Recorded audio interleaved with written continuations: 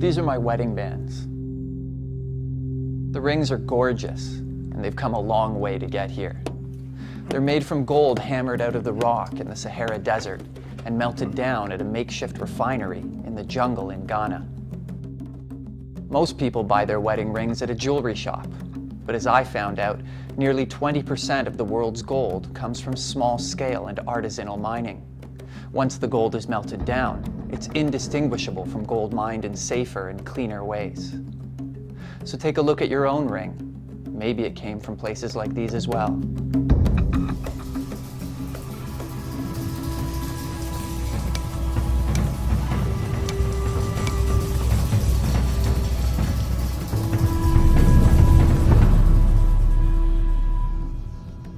In northern Burkina Faso, on the edge of the Sahara Desert, is Essakane, West Africa's biggest open-pit gold mine.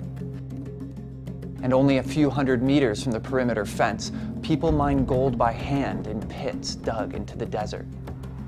Mamadou Diko has been digging for more than 20 years, and he says we'll never understand how this kind of mining works unless we follow him down. 70 meters. Wow. The walls close in and the temperature starts to rise. Or maybe that's just my stress level. It's brutal work. We're drenched in sweat now, and Diko still has to drag a 50-pound bag of rocks back up to the surface. It's just a small taste of his work, which can bring him as much as $60 on a good day, but often leaves him with nothing.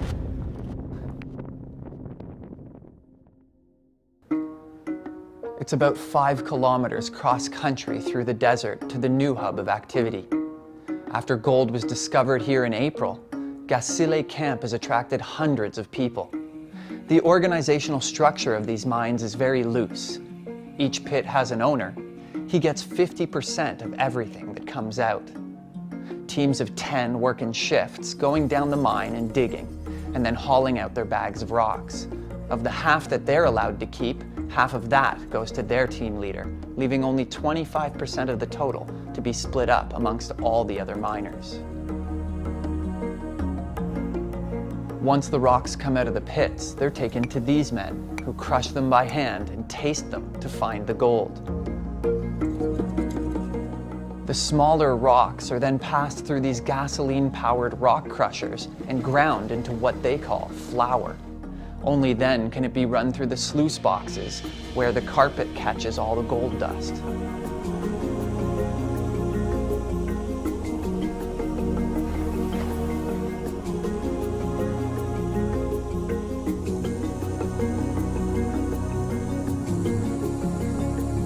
Gold mining is all anyone's ever done here, scraping out a bare-bones existence. At the end of the day, I went to meet the local gold buyer. He didn't want to be filmed, but he agreed to have a few photos taken of the purchase. His digital scale was out of batteries, so we had to weigh the gold with a balance, putting these 3 coins in one cup and tapping tiny gold nuggets into the other. I couldn't even be sure if this was real gold or if those coins actually weighed what he said they did. But I decided to go ahead and buy 13 grams of gold for about $440. 2 weeks later, and 1,000 kilometers further south, I was in the jungles of western Ghana when I stumbled upon a small-scale gold refinery right beside a schoolyard. The balls are made of gold dust and consolidated with mercury. They'll lose about 20% of their weight after the refining process is over. I use this acid and I put the acid on the distance so that the acid will remove all the unwanted things inside the gold. After about 10 minutes, Colin's Ofi Bonsu pulls out the acid and dumps it into a bucket of water to dilute it. He later dumps out the bucket directly onto the ground outside. He burns off the remaining acid and cooks the gold to get rid of the mercury. Finally, Collins adds borax and puts the gold into a little ceramic cup. He buries the crucible in the fire, and after about 20 minutes, out comes pure 24-karat gold. Collins offers to purify my gold for the equivalent of $6. I decided to go ahead, and I paid him, and less than half an hour later, I had a 12-gram ingot of pure gold. Gold is romantic, just like the adventure I went on to get it. But there's nothing romantic about the dangerous conditions in those mines, or the chemicals being dumped right into that schoolyard.